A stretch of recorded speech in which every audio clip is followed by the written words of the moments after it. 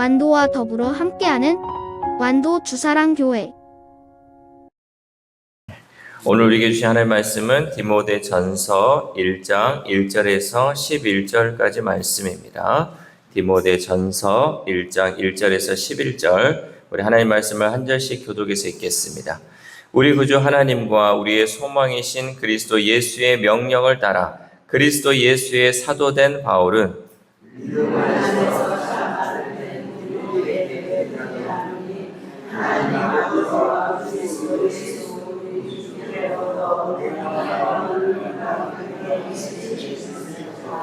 내가 마게도냐로 갈 때 너를 권하여 에베소에 머물라 한 것은 어떤 사람들을 명하여 다른 교훈을 가르치지 말며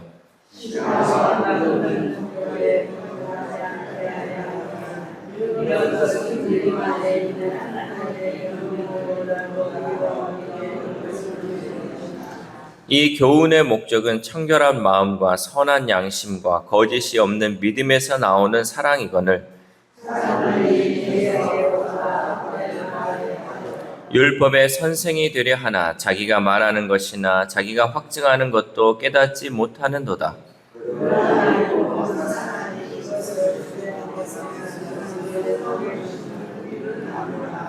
알 것은 이것이니 율법은 옳은 사람을 위하여 세운 것이 아니요 오직 불법한 자와 복종하지 아니한 자와 경건하지 아니한 자와 죄인과 거룩하지 아니한 자와 망령된 자와 아버지를 죽이는 자와 어머니를 죽이는 자와 살인하는 자며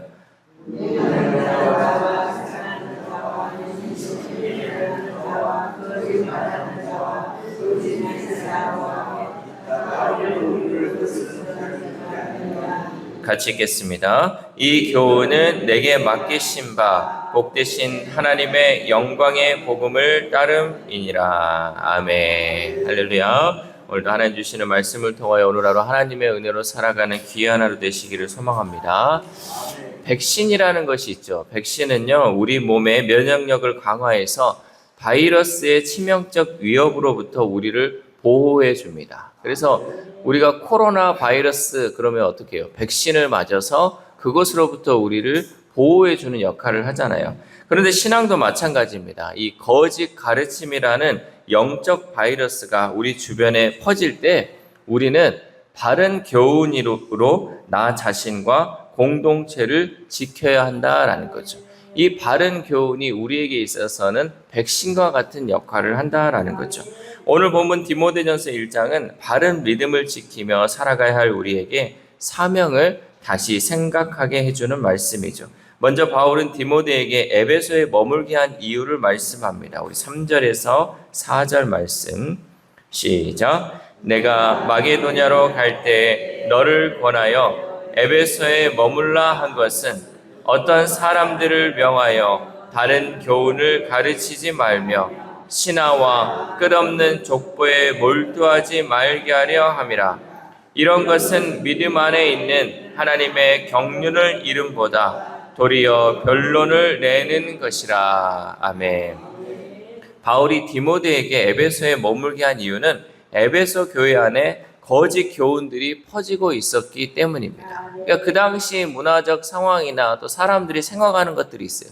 또 여러분, 하나님을 믿고 예수님을 믿었다고는 하지만요, 예전에 우리가 알고 있는 것들이 우리도 모르는 사이에 그것이 옳은 것이냐 퍼진 것들이 너무나도 많이 있다는 거죠. 그래서 과거로부터 왔던 것들, 야, 이게 맞는 거야, 이걸 이렇게 적용하는 거야 하는 이 거짓된 가르침이 그 복음 안에 또 교회 안에 퍼지고 있었기 때문에 이 바울은 디모데에게 네가 에베소에 머물러서 이런 것들을 좀 처리해라 라고 명령한 것이죠.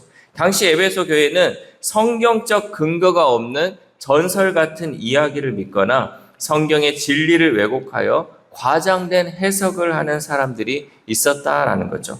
또한 혈통과 가문을 강조하며 하나님의 구원을 족보와 연결시키려는 잘못된 가르침이 교회 안에 분열을 일으키고 있었습니다. 그래서 디모데는 거짓 교사들이 가르치는 그 자리에, 그러니까 거짓 교사들이 가르치는 자리에 서지 못하게 하고 복음의 순수성을 지키는 파수꾼의 역할을 감당하게 했다라는 거죠. 디모데가 없었다 그러면 이 교회 안에서 어떤 뭐 세상적인 지위가 있는 사람들이 이 거짓된 가르침을 통하여서 복음의 순수성을 왜곡할 수 있었기 때문에 디모데가 그러한 역할을 감당해야 했다라는 거죠. 오늘날 우리 주변에서도 성경과 무관한 영적 체험이나 초자연적 현상을 하나님의 계시로 오인하거나 그것에 지나치게 몰두하는 일이 종종 발생합니다. 그리고 과거에만 있었던 것이 아니라요, 오늘날 여전히도요, 이 초자연적 현상, 이것에만 몰두해가지고 어떤 사람들은 신유의 은사가 있고 치유의 은사가 있다 하면 그 사람한테 막 가는 거죠. 여러분, 성경적인 것은 그 사람이요, 그것이 고침받은 것이 성경적인 게 아니라 그 사람이 고침을 받은 그 이후의 삶이 중요한 거예요. 단지 이런 기적이 중요한 것이 아니라 이 기적을 통해서 복음이 전해지는 것이고 삶이 변화가 되어야 되는데, 이거 고침받았다고 이 고침받으려고 그것을 쫓아다닌다? 이것은 성경적이지 않다라는 것을 우리는 깨달아야 돼요. 그래서 바울은 에베소 교회의 상황을 지적하면서 신화와 족보에 몰두하는 것이 헛된 논쟁만 일으킨다고 강하게 경고하였습니다. 이러한 경고는 오늘날에도 여전히 유효하죠. 우리가 참된 진리와 거짓 가르침을 구분하는 중요한 기준은 열매를 보는 것이에요. 이것이 참된 것이다, 거짓된 것이다 라는 것은요, 그것을 통해서 그 사람의 열매를 보면 알 수 있다는 거죠. 거짓 가르침은 교회를 혼란스럽게 하고 성도 간의 관계를 분열시켜 교회의 연합을 깨뜨립니다. 여러분, 한참 우리가 경계했던 그 이단 중에 신천지가 있었잖아요. 신천지는요, 가만히 들어와가지고 사람들 간에 그 이간질을 시켜가지고 교회를 분열시켜요. 그리고 교회를 절반을 보내버리는 이런 일들이 많이 있었잖아요. 이게 거짓 가르침에 대한 것이죠. 왜냐하면 이 하나님의 말씀, 복음은요, 하나 되게 하셔요. 왜냐하면 성령님께서 우리의 마음을 하나 되게 하셔서 교회가 하나 되게 해야 되는데, 이 거짓된 가르침은 성도와 성도를 분열시키고 성도와 목회자 간의 그 마음을 분열시킴을 통해서 교회를 갈라지게 하는 것, 이것이 거짓 가르침입니다. 여러분도 어떤 이단의 가르침이나 여기서 혹한 것이 있을 때 성경을 가르쳐 준다 이런 말들이 있을 때 잘 들어보세요. 이것이 교회를 세워가는 것, 내 삶을 변화시키는 말씀인지, 아니면 이것이 사람과의 사람의 그 이간질을 시키고 교회를 분열시키는 건지 여러분 들어보면 알잖아요. 우리가 그 열매를 통해서 이것이 참된 진리인지 거짓된 가르침인지 구분할 수 있다라는 거죠. 그래서 우리는 이 거짓된 가르침이 아니라 참된 진리로 나아가야 한다는 거죠. 참된 복음은 우리의 내면을 변화시켜서 하나님을 향한 순수한 열정과 이웃을 향한 사랑을 불러일으킨다라는 거죠. 말씀을 들었는데 이 말씀을 통해서 내가 이제 변화되어야 되겠구나. 내가 이제 정말 이 이웃을 사랑하며 살아야겠구나. 그런 감동이 있으면 여러분, 그게 참된 복음이라는 거죠. 그런데 이런 감동이 들지 않고 그냥 이거는 저 사람이 좀 들어야 돼 하면서 계속 사람에 대한 그 분열을 일으키고 여기에서 갈등을 일으킨다. 그것은 여러분 참된 복음이 아니라라는 거죠. 참된 복음의 진리는 단순히 지식이나 이론에 머물지 않습니다. 그러니까 이 복음이라는 것은요, 이론적이고 지식에 머물러서는 안 된다는 거죠. 그것은 우리의 삶을 변화시키고 하나님과의 깊은 관계를 맺게 하며 성도들 간의 사랑과 연합을 강화시킵니다. 그것이 바로 참된 복음, 참된 진리라는 거죠. 그러므로 우리는 예수 그리스도의 복음에 집중함으로써 순결한 믿음의 열매를 맺고 교회를 더욱더 건강하게 세우는 데 힘써야 할 줄 믿습니다. 이렇게 디모데가 힘써 세워야 할 바른 교훈은 이러한 것들이었죠. 우리 5절 말씀 시작. 이 교훈의 목적은 청결한 마음과 선한 양심과 거짓이 없는 믿음에서 나오는 사랑이거늘. 아멘. 우리가 지켜야 할 진리는요, 청결한 마음, 선한 양심, 거짓 없는 믿음에서 나오는 사랑입니다. 이 사랑은 단순한 감정이 아니라 복음에서 우러나는 실천의 사랑이죠. 여러분, 말이 많고 논쟁이 가득한 공동체보다 사랑이 넘치는 공동체가 하나님 나라에 더 가까운 공동체입니다. 이 공동체가 어떤 공동체냐를 우리가 잘 구분할 수 있어야 돼요. 우리 주사랑 공동체는요, 사랑이 많은 공동체 되기를 소망합니다. 사랑이 많은 공동체, 말이 많은 공동체가 아니라 사랑이 많은 공동체가 하나님 나라에 가까운 공동체라는 거죠. 비판과 정죄보다 서로를 세우는 사랑의 말과 행동이 더 큰 능력으로 나타나게 됩니다. 우리는 이렇게 공동체 안에서 사랑의 지킴이로 부름받은 줄 믿습니다. 무엇보다도 새벽에 기도하는 우리들이요, 이 사랑의 지킴이들이 돼야 돼요. 뭔가 분열이 일어나려고 하거나 뭔가 논쟁이 일어나려고 할 때 우리의 역할이 뭐냐? 이 사랑을 지킬 수 있도록, 이 공동체 안에 사랑이 싹틀 수 있도록 우리가 그 역할을 감당하며 나아가야 한다는 거죠. 우리가 속해 있는 교회 공동체나 가정 공동체나 직장과 사업장 공동체 안에서 비판하고 정죄하기보다 서로를 더 세우는 사랑의 말과 행동을 할 수 있기를 소망합니다. 또한 바울은 에베소 교인들이 거짓 교리의 영향으로 참된 복음에 이르지 못한 것을 염려했습니다. 왜냐하면 당시 에베소 교회에는 율법의 오용으로 인해 복음의 진리를 오해하는 사람들이 있었기 때문입니다. 이에 바울은 디모데에게 율법의 목적을 명확히 가르칠 필요를 느꼈죠.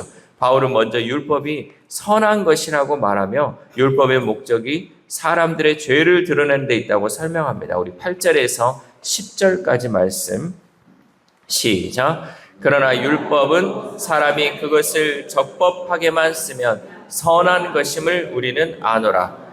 알 것은 이것이니 율법은 옳은 사람을 위하여 세운 것이 아니요 오직 불법한 자와 복종하지 아니하는 자와 경건하지 아니한 자와 죄인과 거룩하지 아니한 자와 망령된 자와 아버지를 죽이는 자와 어머니를 죽이는 자와 살인하는 자며 음행하는 자와 남색하는 자와 인신매매를 하는 자와 거짓말하는 자와 거짓 맹세를 하는 자와 기타 바른 교훈을 거스르는 자를 위함이니. 아멘. 이 율법은 무엇이냐? 살인, 음행, 남색, 거짓말 등이 죄임을 알려주는 게 율법의 역할입니다. 그러나 율법에만 머물러 있다면 누구나 죄책감에서 헤어나지 못할 것입니다. 여러분, 우리가 금방 읽었던 이 본문을 보면요, 거기에 내가 속한 것이 하나는 있어요. 내가 나에게도 필요한 것이 바로 이 율법이라는 거죠. 그런데 우리가 이 율법에만 머물러 있어서는 안 된다는 거죠. 율법에 머물러 있으면 뭐냐? 죄책감에서 우리가 헤어나오지 못한다는 거죠. 그래, 내가 정말 살인한 자고, 내가 정말 이 불법을 행한 자였고, 내가 죄인이야 하면서 헤어나오지를 못합니다. 율법으로 깨달았다면 이제는 복음으로 나아가야 돼요. 예수 그리스도의 복음으로 한 걸음 나아가야 한다는 거죠. 왜냐하면 율법은 죄를 드러내지만 우리를 구원할 능력은 없기 때문입니다. 그래서 그 자리에 머물러 있으면 우리가 구원에 이르지 못해요. 그래서 우리가 구원에 이르기 위해서는 이제 율법에서 복음으로 나아가야 한다는 거죠. 구원은 오직 예수 그리스도의 복음을 믿음으로 하나님이 우리에게 은혜로 주시기 때문에 우리는 복음으로 나아가야 한다는 거죠. 오직 예수 그리스도의 복음 안에서만 우리는 자유와 평안, 하나님의 사랑을 마음껏 누릴 수 있습니다. 오늘날에도 복음을 축소하거나 율법적 금기 사항만 지나치게 부각해서 죄와 심판만을 강조하면서 두려움을 조장하는 이단적 가르침이 넘쳐나고 있습니다. 이러한 상황일수록 우리는 개인과 교회의 중심이 언제나 복음이 되도록 힘써야 한다라는 거죠. 그 이유는 복음만이 우리의 죄를 용서할 수 있고 우리를 새로운 삶으로 인도할 수 있기 때문입니다. 그러므로 우리는 모두 복음을 배우고 가르치는 일에 힘쓰며 복음을 드러내는 도구가 되어야 할 줄 믿습니다. 사랑하는 우리 사랑교회 성도 여러분, 바른 교훈은 교회를 지탱하는 기둥이며 복음은 지식이 아니라 사랑으로 실천되어야 할 진리입니다. 이 복음이라는 것이 우리가 단순히 예수 믿고 천국 가십시오, 예수 믿으세요 하고 예수님 믿는 것에 그쳐서는 안 된다는 거죠. 이것이 우리의 삶 가운데 사랑이라는 실천으로 나아갈 때 그것이 참된 진리가 될 수 있다라는 거죠. 율법도 마찬가지입니다. 율법도 정죄가 아닌 회개로 이끄는 도구가 되어야 한다는 거죠. 율법이 다른 사람의 죄를 지적하기 위해서 이 율법이 있는 것이 아니라 이 율법은요, 나를 회개시키는 도구로 우리가 삼아야 한다는 거죠. 이 율법을 통해서 우리가 말씀을 통해서 다른 사람을 보면요, 다른 사람이 다 죄인이에요. 근데 이 율법을요, 거울을 통해서 나를 보면 내가 죄인임을 깨닫고 내 스스로의 죄를 회개할 수 있다라는 거죠. 그리고 복음으로 주님의 그 구원의 은혜를 나아가야 한다라는 거죠. 오늘날 우리는 세상의 혼란스러운 가르침 속에서 디모데처럼 우리도 각자의 자리에서 복음을 기준 삼아 거짓 가르침을 분별하고 우리가 속해 있는 공동체를 지켜야 할 줄 믿습니다. 왜냐하면 복음만이 우리에게 참된 자유를 주고 죄인들을 구원으로 인도하는 생명의 길이기 때문입니다. 이 새벽 우리가 함께 기도할 때 하나님 무엇보다도 우리가 진리를 분별할 수 있는 지혜를 주셔서 우리가 속해 있는 공동체를 복음으로 이끌고 갈 수 있도록 도와달라고 기도합시다. 또한 오늘 하루를 살아감에 있어서 이론적인 사랑이 아니라 실천 있는 사랑을 통해 공동체를 세울 수 있는 저와 여러분 되시기를 주님의 이름으로 소망합니다. 기도하겠습니다.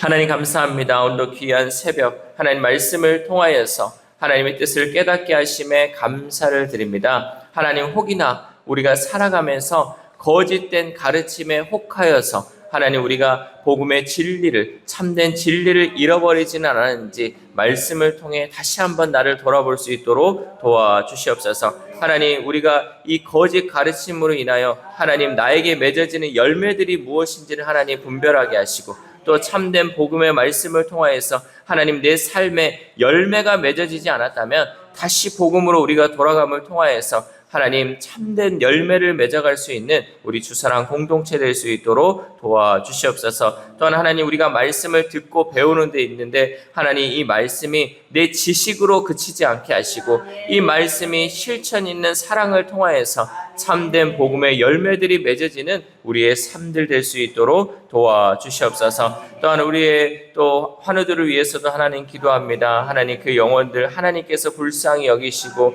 하나님께서 고쳐주심을 통하여서 하나님 그 삶 가운데 살아계신 그 하나님을 만남을 통하여서 오직 하나님만이 나를 고쳐주시고 치료해 주시고 회복시켜 주실 수 있다는 그 믿음을 가지고 간절히 주님 앞에 기도하며 나아갈 수 있도록 도와주시옵소서. 또한 하나님 이것이 내가 고침받는 것에 그치지 않게 하시고 고침받은 그 이후의 삶이 온전히 하나님의 영광을 위한 삶이 되게 하시고 하나님의 그 사랑을 전하는 삶으로 나아갈 수 있는 우리 환우들의 삶이 될 수 있도록 도와주시옵소서. 또한 우리의 다음 세대 우리의 자녀들도 있습니다. 하나님 그 영혼들 하나님께 받은 그 복을 정말 자기들만을 위해서 누리며 살아가는 것이 아니라 주님께 받은 그 은혜를 이제는 다른 사람들에게 또 잃어버린 그 영혼들에게 하나님의 사랑을 전함을 통하여서 그 복음이 계속해서 우리 자녀들 우리 다음 세대들 통하여서 흘러 넘쳐나갈 수 있도록 주님 함께하여 주시옵소서. 또한 하나님 오늘 하루를 살아갑니다. 오늘도 하나님 복음의 말씀을 들고 나아갑니다.